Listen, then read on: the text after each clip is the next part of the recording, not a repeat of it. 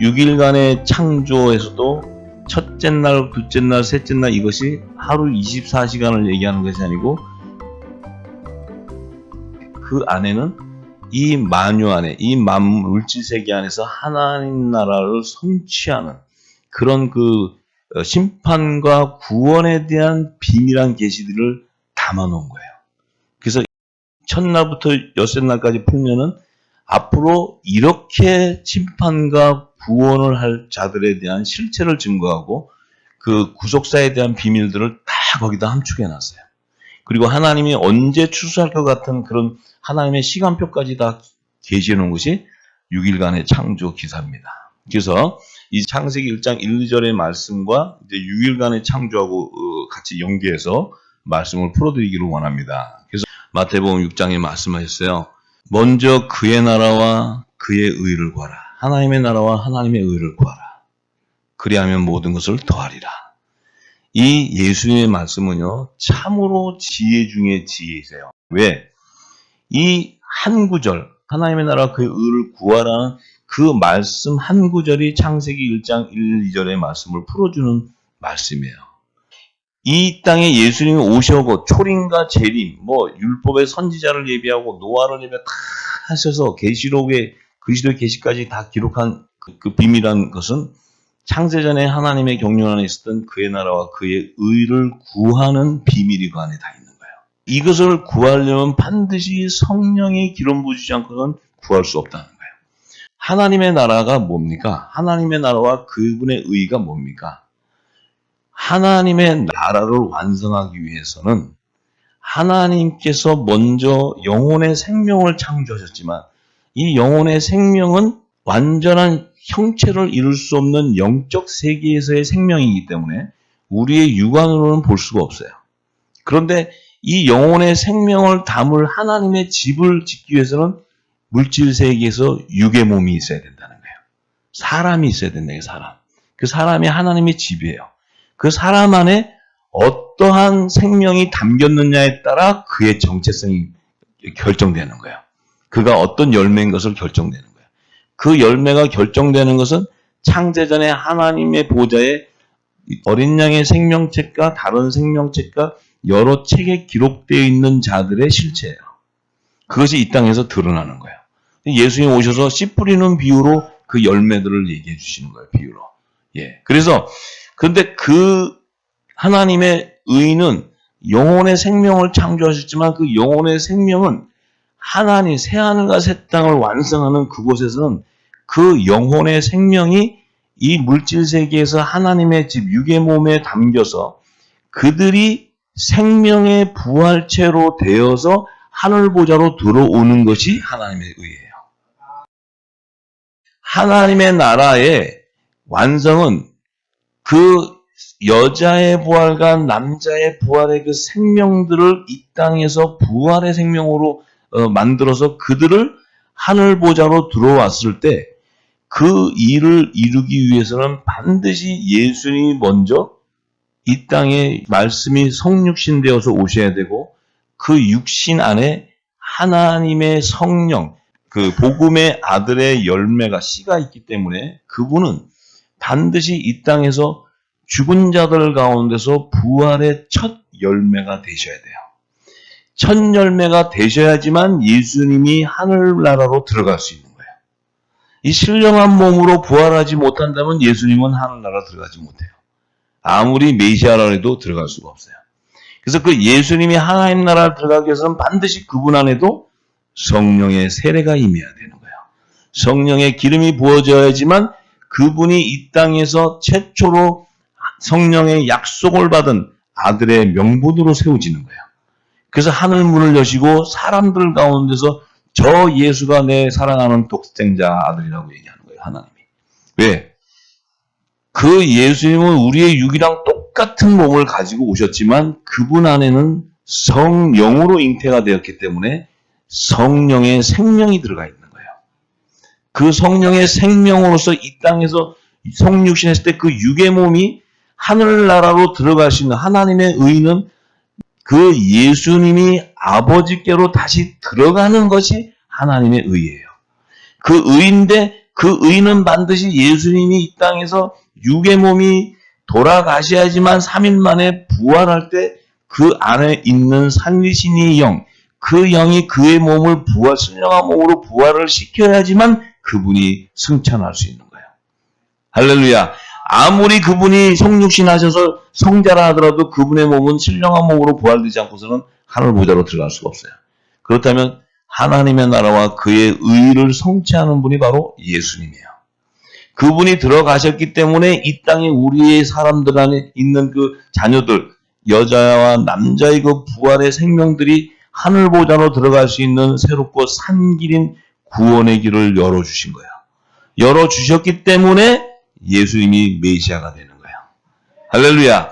다시 재림하실 때는 그분이 성령으로 오시는 것이 아니고 신령한 몸 그 자체로 오셔서 이 땅에 1000년 동안 메시아의 왕궁으로서 통치를 하시고 이 땅에서 있는 모든 그 하나님의 의를 성취하고 나서는 이제 백보자 심판이 열리는 그때까지 예수님의 사역은 계속 일어나는 것입니다.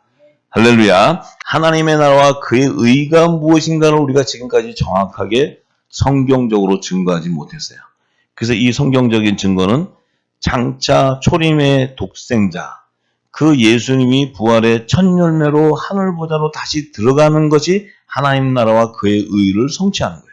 그분이 이 땅에 와서 복음의 씨앗을 뿌린 그 복음의 씨앗 안에는 어린 양의 생명책에 기록되어 있었던 7천인의 하나님의 아들들이 그 성령의 세례를 받고 그들 안에 예수님이 전하셨던 천국 복음을 온 땅에 증거할 때 그 천국 복음을 통해 이 땅에 율법 아래 매여 있는 하나님의 종들이 굵은 벼, 회개에 합당한 구원의 표를 받고 그들이 구원의 길이 열리는 종들의 재상을 받는 역사를 통해서 여자의 남은 자손이 추수되는 거예요.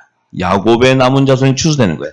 이것을 위해서는 반드시 7천인의 하나님의 아들들에게는 성령의 기름 부어져야 돼요. 그래야지 그들을 통해서 다시 예언하게 될 때 열방이 회복되는 거예요. 그 열방은 바로 모든 민족 가운데서 하나님 나라에서 하나님과 어린 양의 12보좌를 섬기는 제사장들을 추수하는 거예요. 그 제사장들이 바로 하나님의 종의 신분인 거예요. 그래서 성경은 전부 다 두 증인에 대한 구속사입니다. 두 증인이 바로 율법과 복음의 증인들을 얘기하는 거예요. 자, 그래서 이 부분들을 제가 다 풀어드릴 때 창세기 1장 1, 2절 안에 있는 이 말씀이 심판과 구원에 대한 말씀이 바로 핵심이 하나님 나라와 그의 의를 성취하는 거예요. 예, 그래서 창세기 1장 1, 2절에 담긴 비밀한 계시들을 통해서 창세기부터 계시록에 담아놓은 하나님 나라의 구속사를 정확하게 증거해서 성경의 무엇성을 입증할 것입니다. 그럴 때 이제 창세기 1장 1, 2절의 말씀은 모든 성경이 증거하고 있구나. 그것이 다 풀리게 되면 성경 66권은 한눈에 다 보여버려요. 할렐루야. 예, 그래서 창세기 1장 1, 2절의 말씀을 더 확장해서 풀어준 것이 에덴 동산이에요. 에덴 동산을 열면은 창세기 1장 1, 2절의 말씀이 정확하게 다 풀어져 버려요. 하나님 나라와 그의 의를 이루는 구속사가 다 열리게 됩니다. 그래서 오늘 창세기 1장 1, 2절의 그 부분을 함축해서 말씀드리고 첫째 날부터 여섯째 날까지 6일간의 창조의 그 기사를 통해서 창세기 1장 1, 2절의 하나님의 심판과 구속사의 비밀을 함께 증거하기 원합니다. 태초에 하나님이 천지를 창조하시니라 땅이 혼돈하고 공허하며 흑암이 깊음이 있고 하나님의 신은 수면에 운행하시니라. 자, 제가 하나님의 그 말씀을 드라마틱하게 스토리화해서 전해드리면 이해하기가 쉬울 거예요. 그러니까 이 말씀을 풀면은 이런 거예요. 영원하신 하나님이 어느 태초의 어느 한 시간, 한 경점에 당신의 의를 드러내기 위해서 천지라는 처음 하늘과 땅을 창조하셔서 그 처음 하늘과 땅 안에 그 의미는 당신이 하나님의 나라와 그의 의를 이루기 위한 그 뜻을 거기다 계시해 놓는 거예요. 그 천지라는 그 안에. 그래서 그 천지라는 것은 하나님의 나라의 영역. 그래서 하나님께서는 하늘나라의 모형으로 이 땅에 이스라엘이라는 나라를 예비하는 거예요. 그래서 이스라엘이라는 나라는 그 지경은 하나님의 나라의 영역을 얘기하는 거예요. 그래서 이스라엘, 그러면 이스라엘은 하나님 나라 모형인데 이스라엘이라는 나라를 함축한 것이 바로 성막의 구조입니다. 성막. 성막이 하나님의 나라의 모형으로 지으라 그랬어요. 그 성막의 구조를 얘기할 때 이것이 하나님의 모형이라 하시면서 성막 안에는 반드시 성소와 지성소와 안뜰을 경계하는 펜스가 쳐져 버려요. 그래서 성막으로 들어가는 문은 3개의 문이 있어요. 안뜰과 바깥뜰을 경계하는 그 펜스에 보면은 자, 이게 지금 안뜰이고 이게 성소고 이게 지성소입니다. 자, 이 문이 지금 이게 바깥뜰이고 안뜰인데 왜 문이 있냐면은 이 지금 구조 안에는 하나님 나라에 대한 것들인데 요 하나님의 나라의 모형을 그린다면은 이스라엘이라는 나라는 지경을 얘기해 주면서 예루살렘이 이렇게 있어요. 예루살렘 안에 성전이 있어요. 그 성전 안에 지성소와 성소가 이렇게 연결되어 있어요. 자, 그러면 이스라엘이라는 나라가 하늘나라의 모형인데 이 구조는 지금 이 안뜰과 바깥뜰의 경계예요. 그러면 이 안뜰과 바깥뜰의 경계는 뭐냐면 이 바깥뜰에 있는 것들은 짐승의 표를 받는 자들이에요. 짐승의 표. 그러니까 이들은 뭐죠? 결국은 우상을 숭배하는 자들이라서 하나님 나라를 못 들어가는 자들이에요. 그럼 이 안에 들어가는 자들은 하나님의 나라로 입성하는 자들인데 왜 문이 성소에 들어가는 휘장이 하나 있고 지성소에 들어가는 휘장이 따로 있느냐? 이 성소에 들어가는 자들과 지성소에 들어가는 자들이 바로 새 예루살렘 성의 우편보좌고 좌편보좌라는 거예요. 그래서 이 지성소는 우편보좌 안에는 12보좌가 예비되어 있고 좌편도 12보좌가 예비되어 있어요. 이 성소와 지성소의 안에 들어가는 자들은 이 이스라엘 안에 새 예루살렘 성 안에 보면은 왕궁이 있는데 다윗 왕궁이 있는데 다윗 왕궁 안에 들어가는 후사와 종들이라는 거예요. 하나님 나라 안에도 지성소는 후사와 청도는 종들이 들어가는 거예요. 그래서 요 지금 성소와 지성소가 있는 요 영역이 새 예루살렘 성이에요. 요 의미는 왕이 있는 왕궁이라는 거예요. 왕궁. 이것은 다윗 왕궁과 같은 개념이에요. 다윗 왕궁과 같은 개념. 그러면 요 지금 안뜰은 뭐냐면 천국 시민들이 사는 곳이에요. 이스라엘도 이스라엘 백성들이 사는 곳이에요. 자, 다윗 왕궁 안에는 다윗의 자녀도 후사들도 있지만 종들도 있고, 근데 이스라엘이라는 나라는 그 종과 아들 후사만 있는 것이 아니고 이스라엘 백성이 있어야 돼요. 백성. 그래야 이 나라라는 구조가 형성되는 거예요. 그럼 하나님의 나라도 똑같은 이 땅에 모형이 있다면 하나님 나라도 이 모형으로 계시해 주는 거예요. 그래서 이것이 바로 마지막 때는 새 하늘이라는 경계요. 요거는 새 예루살렘이라는 경계. 그러니까 이것이 결국은 하늘나라의 수도가 되는 격이고 요거는 새 하늘나라의 영역이 되죠. 요것도 이스라엘이라는 나라의 영역이지만 여기는 왕궁이 되는 거예요. 왕궁. 왕궁이라는 것은 수도가 있는 곳이에요. 수도. 어느 나라든 그 수도에 왕이 사는 왕궁이 있어요. 자, 이런 개념인데 하나님 나라로 들어가기 위해서는 반드시 지성소와 성소와 시민, 이 계급사회의 구조를 이루고 있는데 이 지성소에 들어가는 자들이 바로 7천인의 하나님의 아들들이라는 거예요.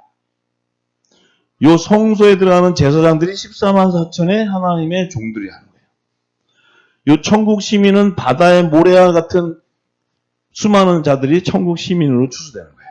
이 구조를 딱 보는 순간 여기가 여호와의 칠적이라는 걸 알아야 돼요. 요 지성소의 아들을 추수하는 것이 나팔절이에요. 요게 속죄절이에요. 요게 초막절이에요. 자, 그래서 요 왕궁 새 예루살렘 성으로 입성하는 추수하는 자들 아들과 종을 추수하기 위해서 예수님이 공중과 지상 재림하시는 거예요. 할렐루야. 요 시민을 추수하기 위해서는 반드시 공중과 지상 재림 후에 천년 왕국이 존재하는 거예요. 할렐루야. 그렇기 때문에 이 공중과 지상 재림 후에 천년 왕국이 있어야 여호와의 7절기 중에 나팔절과 속죄절과 초막절에 그 성물로 거둬서 하나님 앞에 드리는 그 추수가 끝나는 거예요. 요게 지금 하나님 나라를 완성하는 그분의 의예요. 할렐루야. 자, 그래서 이 아들로 들어가기 휴거되기에서는 반드시 남자의 부활로 나와야 돼요. 요 성소에 들어가는 자들은 여자의 부활이라고 그래요. 근데 요 두 부활을 뭐라고 얘기하냐면 첫째 부활이라고 그래요.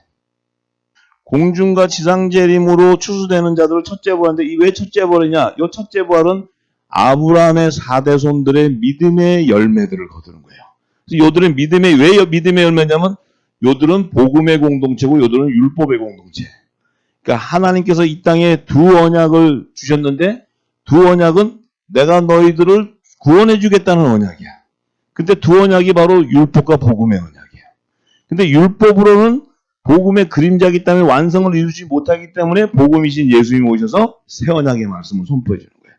새 언약의 말씀을 선포해 주므로 성령의 약속을 받은 자들은 새 언약의 일꾼이 되고 율법 아래에 있는 자들 가운데서 성령의 약속을 받지 못하고 성령을 받지 못하고 산령을 받은 자는 회개에 합당한 구원의 표를 받고 나오는 것이 종들을 추수하는 거예요.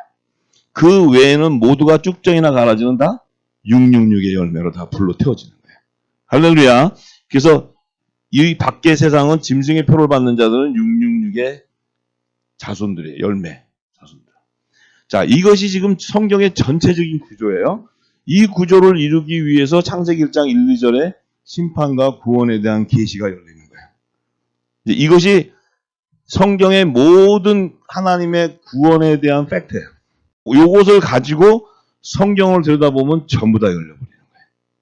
지성소에 들어가는 자들은 성령의 인치심을 받는 자예요. 성령의 인치심이라는 것은 성령의 표를 받는 자예요. 성소로 들어가는 자들은 구원의 표를 받는 자예요. 요 천국 시민은 표를 받는 자가 아니고 행위에 따라 심판이 기록된 대로 심판을 받는데 그들은 천년왕국 시대에 만왕의 왕을 섬기는 시민으로서 하나님께서 추수해 주는 거예요. 요들은 믿음의 소산이 아니고 요들은 뭐야? 행위에 따라 구원을 받는 자, 추수하는 자예요. 요들은 첫째 부활에 참여하는 자가 아니고 요 시민은 둘째 사망에 심판의 부활로 나왔을 때 둘째 사망의 백보자 심판 때 그들은 다른 생명체에 기록된 자이기 때문에 건져주는 거예요.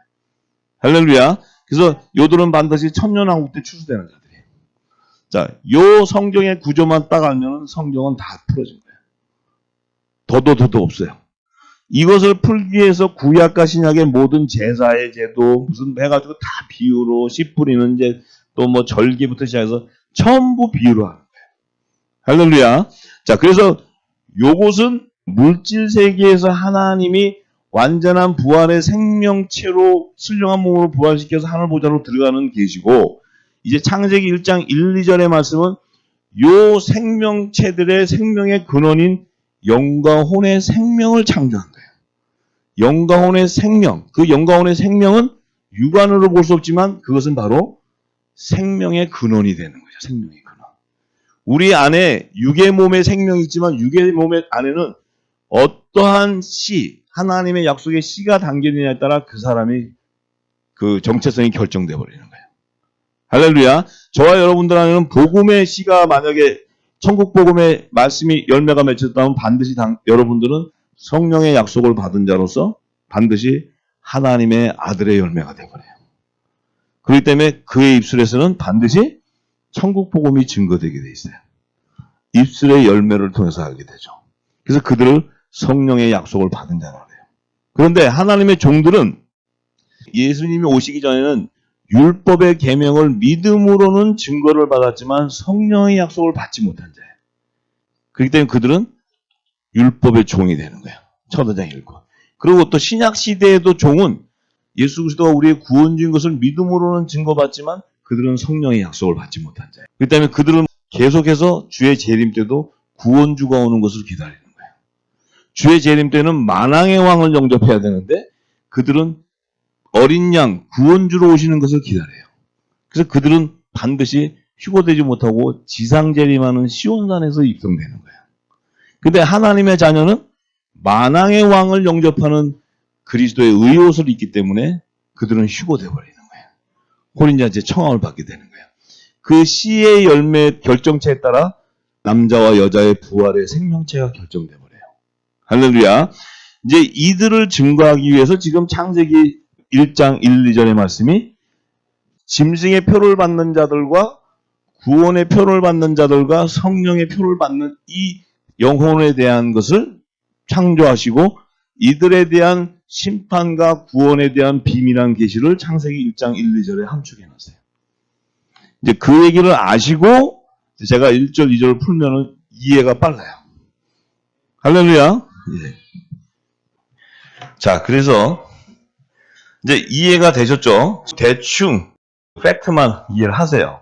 아, 이게 이렇게 심판과 구원이 이거구나. 이거만 딱 알고 계시고. 그렇기 때문에 지금 이 천지를 처음 하늘과 처음 땅을 창조하신 것은 하나님은 영원 선상에 계시고 하나님은 계신 곳이 영역이 없어요. 하나님은 무소부재하시고 어디나 다 계시는 분이. 근데 우리 인간들이 계시의 정신을 받게 하기 위해서는 이제 천지라는 이런 그 하늘과 땅을 창조하신다는 거예요. 그럼 그 하늘과 땅을 창조하신 목적은 그 안에 당신의 뜻을 담아놓기 위한 거예요. 그냥 모양새로 만들어 놓고 그냥 내가 이렇게 천지를 창조하는 능력의 하나님이다 알겠지? 과시하는 게 아니고 그 안에 당신의 뜻을 담아놓기 위한 거예요. 그 뜻을 담아놓은 것을 2절에 드러내는 거예요. 2절에. 그러니까 땅이 혼돈하고 하면 땅이 혼돈하다는 건 뭐예요? 이때 이 땅이라는 것은 물질 세계에서도 땅은 흙은 생명체를 짓는 재료인데 이 영적 세계에서의 땅도 하나님께서 혼돈하다는 것은 the earth was unformed 한다는 것은 unformed. 그 땅이 형체를 이루지 못하고 있다 하는 형체. 그 형체를 못 이룬다는 건 뭡니까? 영과 혼의 생명체이기 때문에 육안으로 볼 수 없는 거예요. 영적 세계에서 짓는 생명이기 때문에. 그래서 요 땅 안에는 뭐가 있냐면 천사 창조도 들어가 있는 거예요. 그래서 요 땅 안에는 천사와 영혼의 생명을 창조하는 계시가 거기 함축되어 있는 거예요. 그리고 이제 그 하나님이 지은 천지, 처음 하늘과 땅이 공허했다는 거예요. 공허했다는 것은 비어있다 하는 것은 당연하죠. 아직 그 영혼의 생명은 물질 세계가 창조되기 전이었기 때문에 완전한 형체를 이룰 수가 없어요. 완전한 형체라는 것은 하나님의 모양과 형상대로 지어져야지만 완전한 형체가 되는 거예요. 사람으로 짓는 것은. 근데 그 하나님의 모양과 형상을 짓는 물질 세계가 아직 창조가 안 됐기 때문에 이 땅에는 처음 1장 2절에는 공허하다는 것은 그 천지가 비어있다는 거예요. 빈 상태, void, 비어있다는 거예요. 비었다는 건 뭡니까? 하나님의 나라를 완성하는 의가 완성되지 않았다는 거야지. 이제 표출되기 시작했다 하는 거예요. 표출되기 시작했다. 근데 표출되기 시작하는데 갑자기 흑암이 등장해버려요. 하늘 보좌에. 왜 흑암이 등장한가? 하늘 보좌에. 흑암이 깊음 위에 있다 하는 것은 어디 깊음이냐 그러면 하나님의 신은 수면 위에 운행하는데 그 수면은 생명수의 강을 얘기해요. 하늘 보좌에는 하나님의 말씀으로 채워져 있어요. 이 강에 흑암이 깊음 위에 있다는 것은 그 강 바닥의 수면, 그러니까 그 수면에 the face of deep이라고 수면의 바닥에 있다는 것은 이 흑암이라는 이 갇혀 있는 이 어떤 그 장소 그 안에는 지금 생명수 강바닥에 있다는 것은 심판에 대한 계시예요. 심판에 대한 계시. 이들은 강바닥에 매장시켜 버린다는 거예요. 근데 요 중요한 거는 그 흑암 안에 담겨 있는 게 뭐냐는 거예요. 흑암을 철장으로 이렇게 가둬놨는데 담겨놓은 게 뭐냐면 바로 거기는 타락한 천사들을 통해서 영혼의 생명들이 그 흑암 안에 가둬놔 버리는 거예요. 하나님께서. 이건 뭐냐면 물질 세계 안에서 이 생명들을 하나님께서 따라 완전한 형체를 이루기 위해서 하나님께서 흑암 안에다 가둬버리는 거예요. 가두기 때문에 타락한 천사, 이 뱀, 천사 루시퍼 뱀, 이들도 하나님의 구속사를 완성하기 위해서는 반드시 필요한 존재예요. 그래서 하나님은 빛도 창조하시고 어둠도 창조하시는 분이 하나님이에요. 이사야 선지자를 통해서. 자, 그래서 그 빛과 어둠을 창조하지 않고서는 하나님 나라의 의가 성취가 안 되는 거예요. 이해되십니까? 예. 그 다음에 빛과 어둠이 다 존재해야지만 하나님의 나라가 완성되는 거예요. 이제 그렇기 때문에 이 흑암 안에 들어가 있는 그 존재가 굉장히 중요한 건데 이 흑암 안에 들어가 있어 이 강바닥의 심판에 대한 계시로 딱 계시로 해놓고는 하나님의 신이 수면 위에서 운행한다는 건 하나님의 신은 성령이 그들에게 빛을 조명해 주는 건 뭡니까? 흑암에 갇혀 포로가 되어 있는 그들에게 성령의 빛은 뭐예요? 진리의 말씀을 통해 그들을 이 빛을 통해서 그 흑암에 있는 자들을 풀어주겠다 하는 게 계시예요. 그래서 심판과 구원에 대한 계시예요. 자, 요 말의 핵심은 거기에 있어요. 그래서 그 흑암에 가두신 목적을 누가 알았냐면은 사도 바울이 알았어요.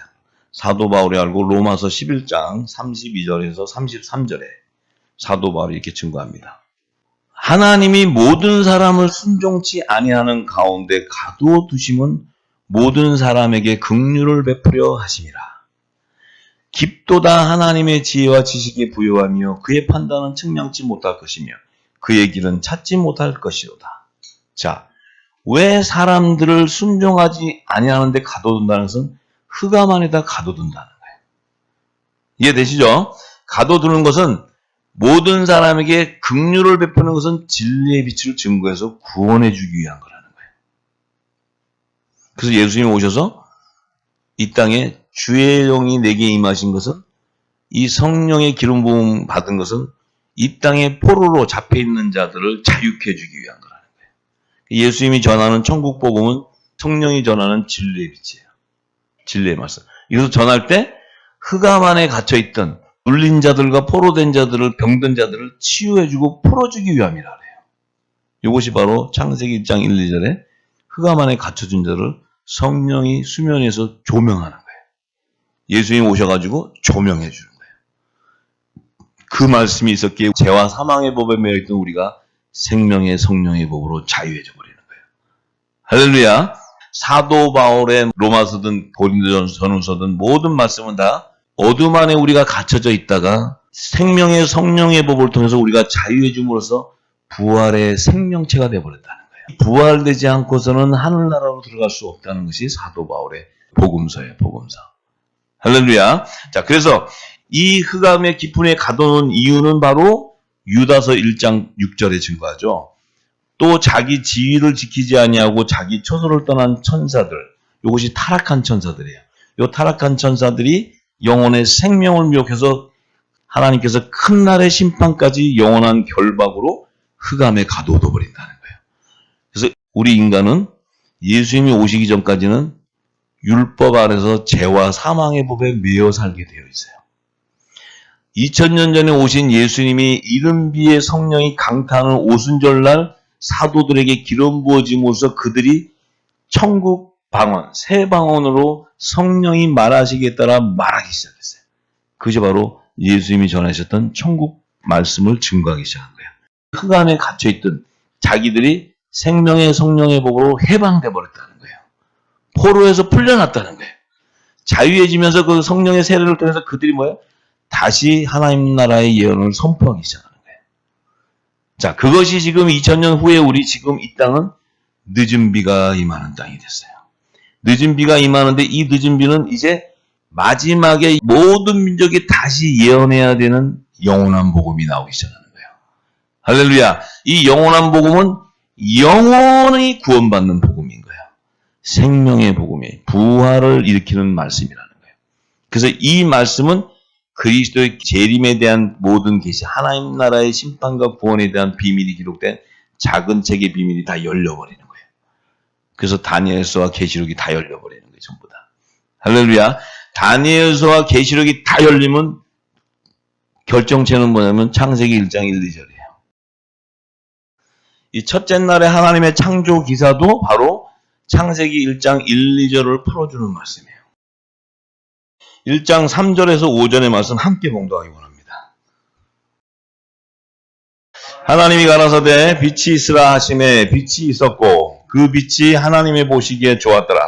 하나님이 빛과 어둠을 나누사 빛을 낮이라 칭하시고 어둠을 밤이라 칭하시니라. 저녁이 되며 아침이 되니 이는 첫째 날이라. 자, 이 첫째 날에 행하신 것은 흑암 안에 있는 빛과 어둠의 생명체를 나눠버리는 거예요. 지금 여기서 빛과 어둠은 우주 공간에 무슨 행성 이런 얘기를 하는 게 아니고 이 흑암 안에 갇혀져 있는 생명을 나누는데 이 빛과 어둠은 빛이라는 생명하고 어둠에 갇혀 있는 생명을 나눠버리는 거예요. 물질 세계에서. 우리는 처음부터 구별되어 있는 자들이에요. 할렐루야. 자, 이 빛과 어둠을 나눈 목적은 장차 하나님께서 율법과 복음의 이 두 언약의 말씀을 이 땅에 선포할 때 그 두 언약 속에 어린 양의 생명책에 기록되어 있는 성령과 산령의 생명의 씨를 구별한다는 거예요. 이 성령은 빛의 아들이에요. 빛의 아들. 빛의 아들들은 하늘에 속한 자이기 때문에 어둠 안에 갇힐 수가 없어요. 흑암 안에 갇힐 수가 없다고 해요. God divides the light from the darkness. 그러니까 어둠으로부터 빛을 나눴다 이렇게 하는 거예요. 그러니까 어둠 안에 갇혀있던 빛이 첫째 날에 됐을 때 나눠져 버렸다는 거예요. 왜냐하면 이 빛은 어둠에 속하지 않았기 때문에. 복음과 율법은 함께 있을 수가 없어요. 율법이 제정됐어도 사람들은 어두운 가운데 가둬져 있어요. 죄와 사망의 법에. 근데 이 복음이 오므로 말미암아 어둠 안에 있던 하나님의 빛의 아들들이 아들의 명분으로 나와버리는 거예요. 할렐루야. 어둠 가운데서 성령의 약속을 받은 하늘에서 난 자이기 때문에 그들은 구별되어 버렸다는 거예요. 이 땅에서 난 자가 아니라는 거예요. 흑암 안에 가둬져 있는 자들은 땅에 속한 자들이다. 땅에 속한 자. 이게 갑자기 우주에 있는 목성이다, 뭐 이렇게 생각하면 이거는 이제 성경이 거꾸로 가는 거예요. 그러니까 자, 나눴어요. 그러면서 하나님께서 빛을 낮이라 칭하시고 어둠을 밤이라. 그러면서 저녁이 되면 아침이 되니 첫째 날이다. 내가 이제 앞으로 율법과 복음을 통해서 하나님의 나라를 이루겠다 하는 계시예요. 그래서 저녁이 되면 아침이 되니 첫째 날이다. 이 저녁이 된다는 것은 율법이 먼저 제정되고 그 다음에 아침이 오는 새벽별인 복음이 제정될 것을 계시해 주는 거예요. 할렐루야. 그래서 율법과 복음으로 내가 하나님의 나라를 완성하겠다 하는 것을 첫째 날에 하나님께서 보이시면서 이 흑암 안에 있는 빛과 어둠의 생명 안에 이 빛의 생명은 내 아들들이다 이러는 거예요. 내 아들들이 있다. 이들은 예수 그리스도 안에 말씀 안에 있던 생명이었고 그들의 사람들의 빛이라고 이들은 땅에 속한 자들과 내가 구별하겠다. 나눠버리는 거예요. 자, 이제 이게 나눠져야 둘째 날, 셋째 날, 넷째 날이 다 풀어지는 거예요. 왜 셋째 날에 사람을 짓고 여섯째 날에 사람을 짓는 이유가 이 여자의 후손으로는 빛의 아들을 낳는 육신의 몸과 뱀의 후손들이 낳는 육신의 몸을 나눠버리는 거예요. 그래서 셋째 날과 여섯째 날에 셋째 날의 사람은 속사람이 오실 자의 표상인 육의 몸으로 첫 아담을 만들고 여섯째 날은 하나님의 형상과 모양은 이미지, 겉모습을 얘기하는 거예요. 겉모습. 겉모습으로 하나님의 형상과 모양이지만 그 안에는 생기가 부러져 있지 않은 하나님을 인지하지 못하는 짐승 같은 사람 네피림을 창조하는 거예요. 그 안에 여자의 후손과 뱀의 후손의 씨앗을 담는 그릇으로 예비하는 거예요. 그래서 토기장이 하나님께서는 귀한 그릇과 천이슬 그릇으로 예비하는 거예요. 왜 그러면 빛을 낮이라고 칭하셨느냐? 이들은 어둠에 속하지 않았다는 거예요. 어둠에 속하지 않은 낮의 아들이 곧 빛의 아들들을 얘기하는 거예요. 그 빛의 아들들의 안에는 복음의 씨가 담겨져 있어요. 할렐루야. 그래서 그들이 바로 하늘에 속한 자라는 거예요. 하늘에 속한 자. 그들이 바로 예수 그리스도의 몸된 지체라는 거예요. 그들이 남자의 부활로 휴거될 자들이다. 주님께서 공중 재림하실 때 들러붙는 자들이라는 거예요. 자, 그래서 그들을 새 언약의 일꾼으로 성경은 얘기하는 거예요. 그런데 이 어둠이 재밌어. 이 어둠을 밤이라고 칭하신 이유가 있어요. 이 밤이라고 칭한 것은 이 밤이라는 것은 죄의 권능인 율법을 계시하는 건데 이 율법 아래 있다 보면은 율법으로는 구원을 완성히 이루지 못하기 위해 늘 죄와 사망의 법에 매이게 돼 있어요. 육신의 소욕을 쫓아가게 돼 있어요. 그래서 항상 율법 아래 있는 자들은 하나님을 잘 섬기는 것에도 그들 안에는 늘 육신의 유익을 위한 우상을 숭배하는 거예요. 그래서 그들은 항상 물질과 하나님을 동시에 섬기는 거예요. 그들은 땅에 속한 자들이기 때문에. 그래서 그들은 하늘의 비밀을 보니까 성경을 보면 다 의문의 문서야. 그러니까 하나님은 열심히 제사하고 섬기는데 구원받을 길이 없어요. 그러니까 늘 열심히 하나님 제사하면서 관심은 재물에 가 있어요.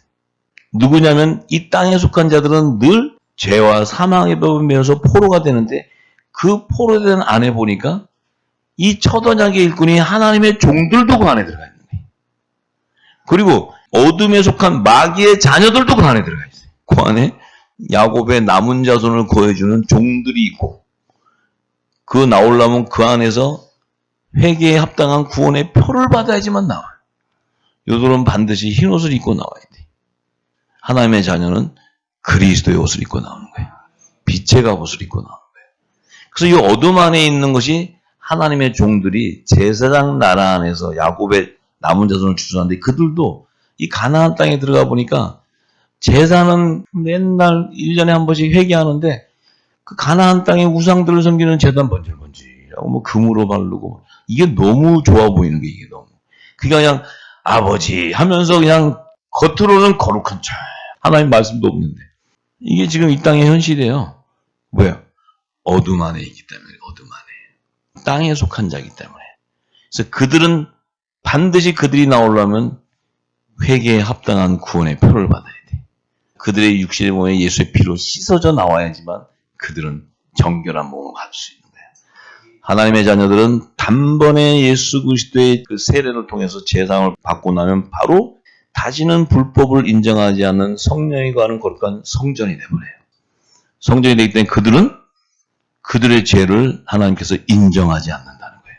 만약에 하나님께서 그들의 죄를 인정한다면 예수 그리스도도 죄가 있는 자예요. 그들의 죄를 인정한다면 예수님도 빛의 아들이란 말이에요. 우리도 그분의 몸인데 몸은 죄가 있고 머리는 죄가 없어요. 그럼 어떤 몸이 한 몸이 머리는 거룩한데 몸은 지저분해. 그게 어떻게 온전한 몸이 돼? 예수님이 내가 거룩하니 너희도 거룩하라고 그랬어요. 예수님이 성령이 거하는 처소로서 우리 역시도 그분의 지체도 반드시 거룩하기 위해서는 성령이 임해 있어야 된다는 거예요. 할렐루야. 그래야지 되기 때문에 그들은 죄를 범할 수 없는 그리스도의 몸된 교회라는 거예요. 그들이 지금 저와 여러분들이에요. 그들을 통해 이 영원한 복음이 열방에 증거되는 거예요. 그럴 때 마지막 때 열방이 회복되리라는 것을 성경은 약속하고 있습니다. 할렐루야. 자, 이 땅의 제단 7교회는 마지막에 음료 제단이 되어버리는 거예요. 다 썩어지는 거예요. 왜냐하면 음료하고 분탕질 돼가지고 거짓 선지자들에 미혹돼가지고 전부 영적 음란을 하고 있단 말이에요. 영적 간음을 하고 있단 말이에요. 하나님을 섬긴다면 땅에 속한 자들은 우상을 섬기게 돼 있어. 거짓 음료들이 미혹하면 그 우상이 하나님인 줄 알아. 열심히. 나중에는 다 귀신의 초소가 되어버린다는 거예요. 근데 하나님의 자녀는 뭐예요? 로마서 11장 4절을 했죠. 하나님이 자기를 위해서 바알 우상에게 경배하지 아니하는 자, 은혜로 택하심을 따라 남겨둔 7천인이 있다는 거예요. 그들은 뭐예요? 성령이 거하는 거룩한 성전이라는 거예요. 그 성전에서는 우상을 숭배할 수 없다는 거죠, 절대. 그 성전이 우상을 숭배한다? 그건 성전이 아니죠. 성전이 아니지. 거짓이죠, 거짓. 자, 그래서 사도 바울, 이 복음서를 쭉 읽어보면 전부 이 얘기하는 거예요. 사도 바울도. 그래서 데살로니가전서 5장 1절에서 5절의 말씀도 그렇게 얘기하죠. 형제들아 때와 시기에 관하여는 너희에게 이를 쓸 것이 없음은 주의 날이 밤에 도적과 같이 이룰 줄 너희 자신이 자세히 압니다. 저희가 평안하다 안전하다 할 그때에 잉태된 여자에게 해산 고통이 이름과 같이 멸망이 호련히 저에게 이르니 결단코 피하지 못한다. 주의 날, 주의 재림 때에 온전한 열매가 되지 못하고 잉태된 여자, 그들은 이 땅에 속한 율법 아래 있는 자들에게, 제단에 있는 자들, 그들에게는 어린아이와 같은 젖을 먹이는 자, 또 어린아이를 잉태한 자, 그들은 주의 재림 때 열매를 내지 못하는 제단이라는 거예요. 주님이 재림할 때 하나님의 열매, 온전한 성령의 처음 익은 열매를 드려야 되는데 재림할 때 내가 지금 잉태해가지고 있어. 어린아이 양식으로 초등학문 안에 있어. 그들은 성경에 하나님의 영의 비밀을 모르기 때문에 그들은 의문의 문서를 가지고 있기 때문에 주의 재림을 부정하는 자가 되는 거예요. 주의 재림에 대해서 나오면 거품을 물고 반대하는 자들이에요. 왜? 주의 재림이라는 건 있을 수 없다고 생각해. 사람이 또 어떻게 부활을 해? 여기 신학하는 분들이나 유명한 신학 박사들한테 부활을 설명해 보라면요. 안 믿어요, 부활을 어떻게 믿어? 갑자기 사람이 변해? 아이, 그건 하는 얘기지, 성경에서. 근데 사도 바울의 성경은 전부 부활 얘기예요, 부활. 예수님도 와서 부활 얘기하고. 네. 그런데 형제들아 너희는 어둠에 있지 아니하며 어둠 속에 있는 게 아니고 너희는 빛의 아들이야. 이 벌써 나눠져 있다는 거예요. 그렇기 때문에 그날 제 재림이 도적과 같이 너에게는 임하지 못한다는 거예요. 왜냐하면 너희는 다 빛의 아들이요 낮의 아들이기 때문에. 좀 전에 빛과 어둠을 나눌 때 빛의 아들들은 생명은 하늘에 속한 자라 했잖아요. 그들에게는 아들과 똑같이 지혜와 계시의 영을 받기 때문에 주의 재림에 대한 비밀을 다 알아버려요. 장래일을 다 알게 된다는 거예요. 왜냐하면 성령이 다 알려준다는 거예요. 저와 여러분들이 이 성경을 풀면 성경 안에 다 기록되어 있어요. 하나님이 완전하시다고 내 입술로 고백할 수밖에 없게 돼 있어요. 모를 때는 우리가 입으로 얘기하는 거예요. 찬양하잖아요. 완전하신 하나님, 신실하신 하나님. 성경도 모르면서 맨날 그래요. 근데 성경을 다 알고 나서 하면은 그렇게 하지 말래도 그냥 자기가 알아서 완전하신 하나님을 알아요. 옆에서 누가 하니까 나도 하는 게 아니고 성령이 다 알려준다고요. 그 진리의 성령이 와서 성경의 모든 것을 온전함을 풀어주지 않고서는 우리는 믿을 수 있는 능력이 없어요. 우리가 그냥 신실한 하나님 믿는다고 생각하는 거지 믿음의 열매는 될 수 없다는 거예요. 믿음의 열매는 반드시 성령의 처음 익은 열매로 드려져야 되기 때문에 성령께서 친히 기름 부어줘야 안다는 거예요. 그 증거는 성경에 기록된 하나님의 비밀을 다 맡아버리게 돼요. 다 알게 된다는 거죠. 알아줘야지 믿음이 생기는 거죠. 예수님이 오실 때 내가 믿음을 보는 것이 아니고 열매를 보겠다. 열매. 정확히 얘기하잖아요. 포도 열매냐, 무화과 열매냐, 가시덤불과 엉겅퀴냐. 이건 좋은 나무에서 나고 이건 못된 나무에서 다 얘기하시잖아요. 그 얘기가 지금 창세기 1장 1, 2절 지금 첫째 날 빛과 어둠에 대한 안에 있는 생명체들을 얘기하는 거예요. 씨 뿌리는 뷰도 그 안에 있는 생명체들을 얘기하는 거예요. 예수님은 지금 얘기하실 때 1장 1, 2절의 비밀을 풀어주고 있는 거예요. 이거랑 연계가 되면 다 동일한 말씀이에요. 참으로 창세기 1장 1, 2절 안에는 하나님의 모든 구속사의 비밀이 다 함축되어 있어요. 그 안에. 할렐루야. 자, 그러면 이 빛의 생명과 어둠의 생명. 요 빛의 생명은 어디서 나오냐면 마지막 아담의 계보에서 나온다는 거예요. 요 마지막 아담은 예수님인데 하늘에서 난 자라는 거예요. 그 예수님 안에 있는 생명의 씨라는 거예요. 그들이 바로 빛의 아들들이라는 거예요. 근데 이 어둠은 어디서 나오냐면 첫 아담의 계보에서 나온다. 첫 아담의 계보. 이 첫 아담은 땅에서 난 자네, 땅에 흙으로 진 자. 그러니까 첫 아담에서 나오는 열매는 선과 악의 열매가 나오는 거예요. 이 땅의 마귀의 자손도 어디서 나오냐면 첫 아담의 자손에서 나와요. 첫 아담의 자손, 마귀의 아비가 누구예요? 가인은 첫 아담의 장손이에요. 장손. 그 다음에 둘째는 아벨이야, 아벨. 근데 이 첫 아담에서 왜 먼저 마귀의 아비 가인이 나오냐면 그것은 에덴 동산에서 선악과를 먹은 구속사의 비밀이 그 안에 있는. 첫 아담은 선악과를 안 먹으면 안 되는 운명에 있는 사람이에요. 그걸 먹어야지만 땅에 속한 자가 이 땅에서 영생할 수가 없는 거예요. 만약에 선악과를 안 먹어버리면 이 땅에 속한 첫 아담이 이 물질 세계에서 영생해버려요. 그럼 하나님 나라가 아니에요. 예수님이 오시는 이유가 뭐 있어요? 첫 아담이 에덴 동산에 들어가기 전에 셋째 날에 그 정결한 흙, 구원의 표를 받은 그 흙으로 지었기 때문에 그 몸은 정결한 육의 몸을 가지고 있어요. 정결한 육의 몸을 가졌기 때문에 예수님이 성령이 임할 수 있는 하나님의 집이 되는 거예요. 그 몸으로 예비 안 되고 여섯째 날에 지은 네피림의 몸으로 온다면 성경은 거짓말이에요. 온전한 정결한 거룩한 말씀이 아닌 거예요. 그런데 그 여자의 후손 메시아가 이 땅에서 성육신하기 위해서는 반드시 이 몸, 육의 몸도 아담의 계보에서 나온 선의 열매의 육의 몸에서 나와야 돼. 그런데 이 땅에는 또 뱀의 후손도 예비되기 때문에 이 아담에게서 가인도 나와야 돼. 그래서 선악의 열매를 이 땅에 낳기 위해서는 반드시 선악과를 먹는 불순종함을 통해서 이 땅에 사망 권세가 그들 머리 위에 왕노릇하게 되는 거예요. 그래서 그들 자손은 이 땅에서 나오면 다 죽어야 돼. 몇 살에 낳고 몇 살에 죽고 다 죽어야 돼. 죽는 날이 영생으로 가는 날이에요. 육의 몸이 죽어야 그 안에 악의 열매는 멸망당할 것이고 선의 열매는 구원을 받는 때거든요. 그러니까 이 아담이 이 땅의 창세기 4장부터 전개되는 건 뭐냐? 아담의 계보에서 여자의 후손, 빛의 아들로 오는 그분의 밭을 예비하는 거예요. 계속. 아브라함부터 시작해 끝까지 동정녀 마리아까지 계속 이어져가는 거예요. 그 계보를 이어가는 거예요. 성경은 그것을 증거하고 있는 거예요. 그 빛의 아들이 와야 해결을 보기 때문에.